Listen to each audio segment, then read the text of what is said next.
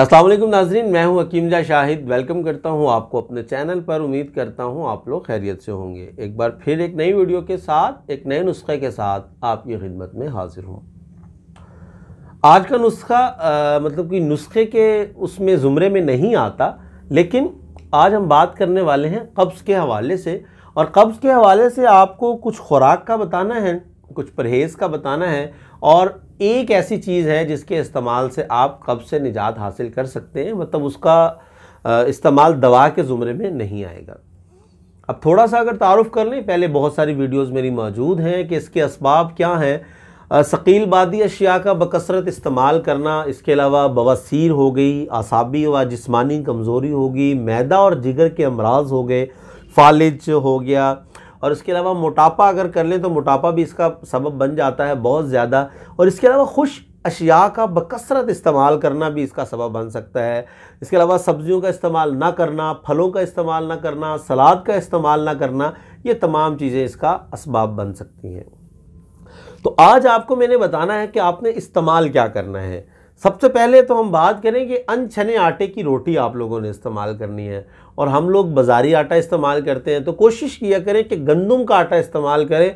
और अनछना आटा अगर आप इस्तेमाल करेंगे तो इस मुज़ी मर्ज़ से आपको निजात मिल सकती है, क्योंकि ये उम्मुल अमराज है। अतिब्बा इसको उम्मुल अमराज कहते हैं कि बहुत सारे अमराज जो है ये माँ है कब्ज़ उनकी, और हकीकत भी यही है कि बहुत सारे अमराज इससे जन्म ले लेते हैं। इसके अलावा अगर आप लोग सेब इस्तेमाल करते हैं या दीगर फल इस्तेमाल करते हैं तो उनको छिलकों के साथ खाएं।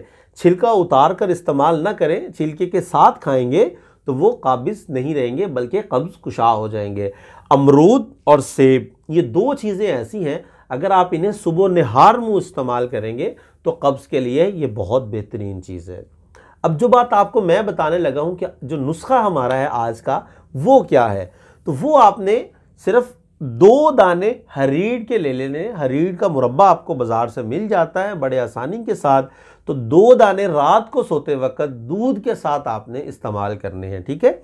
और बाकी जो चीज़ें मैंने आपको बताई हैं, खुराक में क्या इस्तेमाल करना है, और अभी आगे चल के आपको परहेज़ भी बताता हूँ कि परहेज़ आप लोगों ने किस चीज़ का करना है। लेकिन जो हमने दवा के तौर पर इस्तेमाल करनी है वो है मुरब्बा हरीड़ 2 अदद। 2 या 3 दाने आप लोग इस्तेमाल कर सकते हैं और दूध के साथ इस्तेमाल करें। इंशाल्लाह कुछ ही दिन के इस्तेमाल से जो है कब्ज़ में आपको बेहतरी नज़र आना शुरू हो जाएगी। ये उन लोगों के लिए बता रहा हूँ जिनको दायमी कब्ज़ है, मतलब गोलियां खाते रहते हैं, जान ही नहीं छूट पाती। जब वो अपनी ज़िंदगी में ये चीज़ें शामिल करेंगे कि जो मैंने बताया आपको क्या क्या चीज़ें आपने इस्तेमाल करनी है, तो इंशाल्लाह आपको बहुत जल्द अफाका महसूस होना शुरू हो जाएगा। अब बात करते हैं थोड़ा सा परहेज़ की कि कब्ज़ के अंदर किन किन चीज़ों का हम लोग परहेज़ कर सकते हैं। सबसे पहले तो मैदे की रोटी जो हमारे घरों में बहुत ज़्यादा इस्तेमाल हो रही है, मैदे की रोटी बिल्कुल छोड़ दें, बिल्कुल ना इस्तेमाल करें। अगर आप एक साइड पे दवा इस्तेमाल कर रहे हैं और दूसरी साइड पे ये रोटी खा रहे हैं तो आपको कोई फ़ायदा नहीं है, मतलब ज़ाया कर रहे हैं आप अपनी दवा को भी, अपनी सेहत को भी।